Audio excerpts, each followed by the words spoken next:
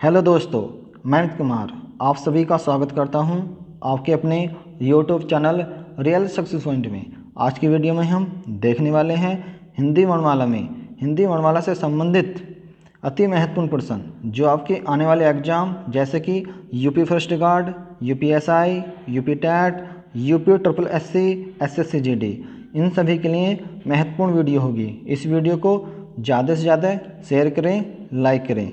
यह वर्णमाला का पार्ट 1 है। चलिए वीडियो शुरू करते हैं। पहला प्रश्न, भाषा की सबसे छोटी इकाई है। आपको आंसर देना है भाषा की सबसे छोटी इकाई है। इसका सही उत्तर होगा फ्रेंड ऑप्शन डी, वर्ण। भाषा की सबसे छोटी इकाई वर्ण होती है। और मैं आपको बता दूं, वर्णों के व्यवस्थित समूह को वर्णमाला कहते हैं। और वर्णों के मिलने से अक्षर बनते हैं, और अक्षरों के मिलने से शब्द यानी कि पद बनते हैं, और पद यानी कि शब्दों के मिलने से पदबंध बनते हैं, और पदबंध मिलने से उपवाक्य बनते हैं। उपवाक्य मिलने से वाक्य, पूरा वाक्य बनता है। ये आपको याद रखना है। चलिए अगला क्वेश्चन देखते हैं। हिंदी वर्णमाला में वर्णों की संख्या है। हिंदी वर्णमाला में वर्णों की संख्या है। आपको आंसर देना है हिंदी वर्णमाला में वर्णों की संख्या कितनी होती है। इसका सही उत्तर होगा फ्रेंड ऑप्शन सी, 52। हिंदी वर्णमाला में वर्णों की संख्या 52 होती है। कैसे होती है मैं आपको बताऊंगा। 33 तो होते हैं व्यंजन। 33 कितने होते हैं? 33 तो होते हैं व्यंजन प्लस 13 स्वर होते हैं। कितने? 13 स्वर होते हैं प्लस 2 उत्क्षिप्त व्यंजन होते हैं प्लस 4 संयुक्त व्यंजन होते हैं। कितने? 4 संयुक्त व्यंजन होते हैं। तो इन सबको जोड़ेंगे कितने होंगे? 52 वर्ण। हिंदी वर्णमाला में कितने वर्ण होंगे? 52। ये आपको याद रखना है। उम्मीद है ये बात आपको समझ में आ गई होगी। चलिए अगला क्वेश्चन देखते हैं। हिंदी वर्णमाला में स्वरों की संख्या है। हिंदी वर्णमाला में स्वरों की संख्या है। Option A 10, option B 11, option C 12, option D 13। इसका सही उत्तर होगा फ्रेंड ऑप्शन बी 11। हिंदी वर्णमाला में स्वरों की संख्या 11 होती है। कौन कौन से होते हैं मैं आपको बताऊंगा। छोटा, बड़ा, छोटी ई, बड़ी ई, छोटा ऊ, बड़ा ऊ, ऋषि, ए, आए, ओ, औ। ये आपको पता चलिए होगा। हिंदी वर्णमाला में स्वरों की संख्या कितनी होती है? 11 होती है। अगर इसी प्रश्न में अगर कुल शब्द मिल जाता कि हिंदी वर्णमाला में कुल स्वरों की संख्या कितनी होती है, तो आपका आंसर होता 13। कितना होता? 13। 2 कौन से होते? जो हमारे अयोगवाह होते हैं 2, वो इसके अंदर ऐड हो जाते हैं, इसलिए उनकी संख्या कितनी हो जाती है? 13 हो जाती है। चलिए अगला क्वेश्चन देखते हैं। मौखिक स्वरों की संख्या कितनी होती है?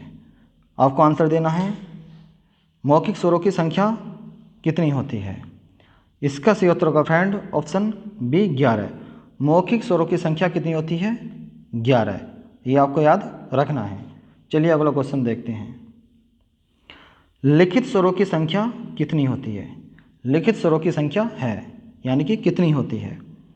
इसका सही उत्तर होगा फ्रेंड ऑप्शन डी 13। लिखित स्वरों की संख्या कितनी होती है? 13। ये आपको याद रखना है। कैसे होती है? 11 तो हमारे होते हैं स्वर प्लस 2 होते हैं हमारे अयोगवाह। 2 होते हैं हमारे अयोगवाह। कौन कौन से? एक तो होता है हमारा अनुस्वार, इसे अनुस्वार बोलते हैं। एक होता हमारा, इसे बोलते हैं विसर्ग। ये 2 होते हैं हमारे अयोगवाह। ठीक है, चलिए अगला क्वेश्चन देखते हैं। हिंदी में कुल स्वरों की संख्या है। मैंने ऊपर बता दिया, पिछले क्वेश्चन मैंने आपको बता दिया था पहले ही। हिंदी में कुल स्वरों की संख्या है कितनी होती है? आपका सही उत्तर होगा फ्रेंड ऑप्शन डी 13। हिंदी में कुल स्वरों की संख्या कितनी होगी? 13। अगर यहाँ कुल नहीं होता, अगर प्रश्न में पूछा जाता हिंदी में स्वरों की संख्या है, तो आपका आंसर होता 11। ठीक है। चलिए अगला क्वेश्चन देखते हैं। मूल स्वरों की संख्या है, आपको बताना है मूल स्वरों की संख्या कितनी होती है। अब इसमें एक ऑप्शन धर लेना, डी ऑप्शन धर लेना, इसमें ऑप्शन 4, ऑप्शन डी इसका रख लेना 4, यानी कि मूल स्वरों की संख्या कितनी होती है 4। इसका सही उत्तर होगा फ्रेंड 4। मूल स्वरों की संख्या कितनी होती है 4। और मैं आपको बता दूं मूल स्वर कौन कौन से होते हैं। जो किसी अन्य के योग से, मैं आपको दोबारा बता रहा हूँ, जो किसी अन्य के योग से मिलकर नहीं बनते हैं वो मूल स्वर कहलाते हैं। इनकी संख्या कितनी होती है 4 होती है। कौन कौन से होते हैं? छोटा आ, छोटी ई, छोटा ऊ, री से ऋषि। ये आपको याद रखना है, बहुत बार पूछा जाता है एग्जाम में।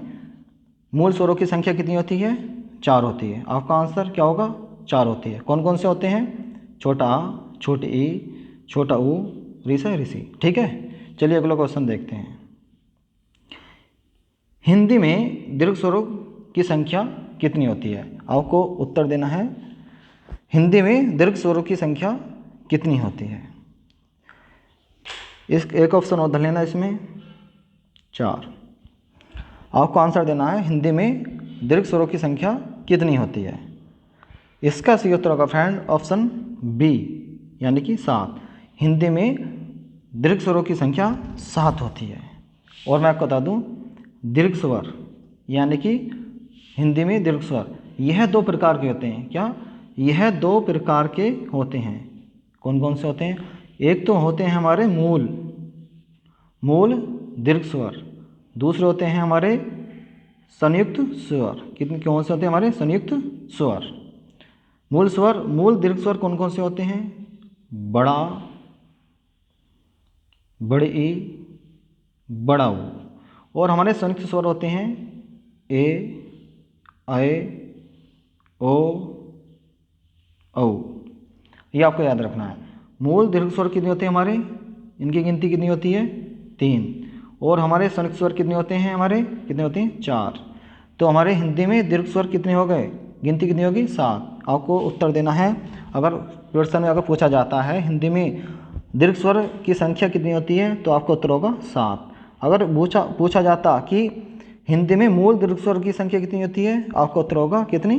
3। मुझे उम्मीद है यह बात आपको समझ में आ गई होगी। चलिए अगला क्वेश्चन देखते हैं। मूल दीर्घ स्वरों की संख्या है, मूल दीर्घ स्वरों की संख्या है।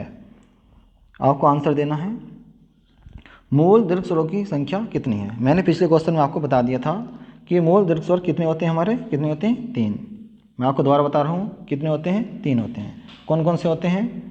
बड़ा, बड़ी, बड़ा ऊ। ये आपको याद रखना है। ठीक है। चलिए अगला क्वेश्चन देखते हैं। संयुक्त स्वर की संख्या है, यानी कि आपको आंसर देना है संयुक्त स्वरों की संख्या कितनी होती है। आपको मैंने ऊपर ही बता दिया था पहले क्वेश्चन में ही। इसका उत्तर होगा फ्रेंड 4। संयुक्त स्वरों की संख्या कितनी होती है? 4। कौन कौन से होते हैं मैं आपको बताता हूँ। एक होता है ए, ये होता है ऐ, एक होता है ओ, एक होता है औ। और मैं आपको बता दूँ ये किन किन के मेल से बने होते हैं। ये होता है छोटा आ प्लस ई से मिला होता है। ये होता है छोटा आ प्लस ए से मिला होता है, बना होता है। ओ होता है छोटा आ प्लस छोटा ऊ से मिला होता है। ये औ बना होता है छोटा आ प्लस ओ से बना होता है। ये आपको याद रखना है कि संयुक्त स्वरों की संख्या कितनी होती है? 4 होती है। ठीक है। चलिए अगला क्वेश्चन देखते हैं। जिह्वा के आधार पर स्वर के भेद आपको बताना है। जिह्वा के आधार पर स्वर के भेद कितने होते हैं? इसका सही उत्तर होगा फ्रेंड ऑप्शन बी 3। जिह्वा के आधार पर स्वर के भेद 3 होते हैं। कौन कौन से होते हैं? एक तो हमारा होता है अग्र स्वर। क्या होता है? एक हमारा होता है अग्र स्वर। दूसरा होता है हमारा मध्य स्वर। तीसरा होता है पश्च स्वर। अग्र स्वर वो होते हैं जो जीव के अगले भाग से बोले जाते हैं। मध्य स्वर होते हैं जो जीव के मध्य भाग से बोले जाते हैं। पश्च स्वर होते हैं जो जीव के पिछले भाग से बोले जाते हैं। वो कौन कौन से होते हैं? अग्र स्वर के अंदर 4 स्वर आते हैं। कौन कौन से आते हैं?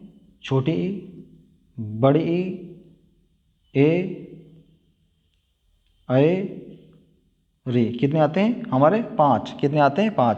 किसी बुक में अभी मैं आपको बता दूं, अग्र स्वर में री को नहीं दिया हुआ है, और ये आपको याद रखना है। फिर भी अग्र स्वर के अंदर री आती ही है, ठीक है। वो मध्य स्वर में अकेला हमारा छोटा आ आता है। ये आपको याद रखना है कि मध्य स्वर कौन सा होता है? हमारा छोटा आ होता है। और फर्स्ट स्वर में जो हमारे होते हैं, ये इसमें आता है बड़ा, छोटा ऊ, बड़ा ऊ, ओ, औ। ये आपको याद रखना है, ठीक है। जिह्वा के आधार पर स्वर के भेद कितने होते हैं? 3। कौन कौन से होते हैं? मैं दोबारा आपको रिपीट कर रहा हूँ। अग्र स्वर, मध्य स्वर, पश्च स्वर, ठीक है।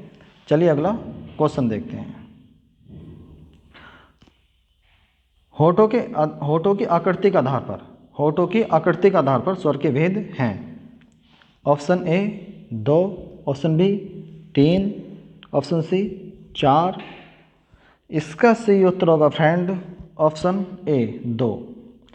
होठों की आकृति के आधार पर स्वर के भेद कितने होते हैं हमारे? 2 होते हैं। एक तो होता है वृत्ताकार, एक होता हमारा वृत्ताकार, एक होता है हमारा आवृत्ताकार। आवृत्ताकार, ठीक है। वृत्ताकार वो होते हैं जिसमें हमारे होठ यानी कि उच्चारण करते समय हमारे होठ गोलाकार हो जाएं।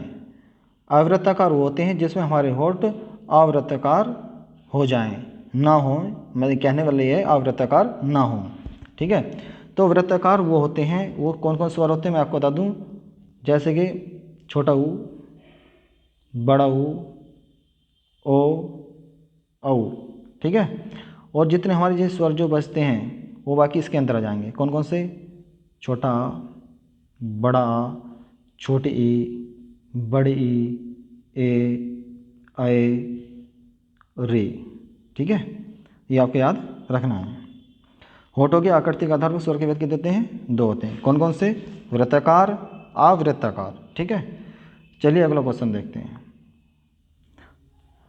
इनमें से कौन सा मूल स्वर नहीं है? इनमें से कौन सा मूल स्वर नहीं है? मैंने पिछले क्वेश्चन में आपको बता दिया था मूल स्वर हमारे कौन कौन से होते हैं। इनमें से कौन सा हमारा मूल स्वर नहीं है? और इसका सही उत्तर का फ्रेंड ऑप्शन बी। इसका सही उत्तर का फ्रेंड ऑप्शन बी यानी कि बड़ी मूल स्वर नहीं है, ठीक है। ये हमारा क्या है? ये दीर्घ स्वर है, ठीक है। अगला क्वेश्चन देखते हैं। स्वर और व्यंजन के बीच की कड़ी है, यानी कि आपको उत्तर देना है। आपका प्रश्न यह है, स्वर और व्यंजन के बीच की कड़ी को हम क्या बोलते हैं, यानी क्या कहा जाता है? इसका सही उत्तर होगा फ्रेंड ऑप्शन डी। क्या होगा? ऑप्शन डी, अयोगवा। स्वर और व्यंजन के बीच की कड़ी को अयोगवा कहा जाता है। मैंने ऊपर आपको बता दिया था अयोगवा कौन कौन से होते हैं हमारे। एक तो होता है हमारा अनुस्वार, एक होता है हमारा विसर्ग, ठीक है। इसे अनुस्वार बोलते हैं, इसे विसर्ग बोलते हैं। ये आपको याद रखना है। चलिए अगला क्वेश्चन देखते हैं। ए आई वर्ण क्या कहलाते हैं? कहने का मतलब यह है ए और अय का उच्चारण स्थान क्या है? आपको आंसर देना है ए और अय वर्ण का उच्चारण स्थान क्या है? इसका सही उत्तर होगा फ्रेंड ऑप्शन डी, कंठ तालव्य। ये कंठ तालव्य से बोले जाते हैं, ठीक है। चलिए अगला क्वेश्चन देखते हैं। इस वीडियो का अंतिम प्रश्न, इनमें से री का उच्चारण स्थान आपको बताना है। इनमें से री का उच्चारण स्थान है, आपको बताना है री का उच्चारण स्थान क्या होता है। इसका सही उत्तर होगा फ्रेंड ऑप्शन डी, मूर्धा। री का उच्चारण स्थान क्या होता है? मूर्धा होता है। मूर्धा किस में आता है? ये हमारा जो व्यंजन होता है ट वर्ग, ये ट वर्ग में ही मूर्धा आता है, ठीक है। अगर वीडियो पसंद आई हो, वीडियो को ज़्यादा से ज़्यादा शेयर करें, वीडियो को लाइक करें, कमेंट करें। अगर आप हमारे चैनल पर नए हैं तो चैनल को सब्सक्राइब करना ना भूलें। और मैं आपको हिंदी के टॉपिक वाइज वीडियो हर दिन देता रहूँगा। धन्यवाद।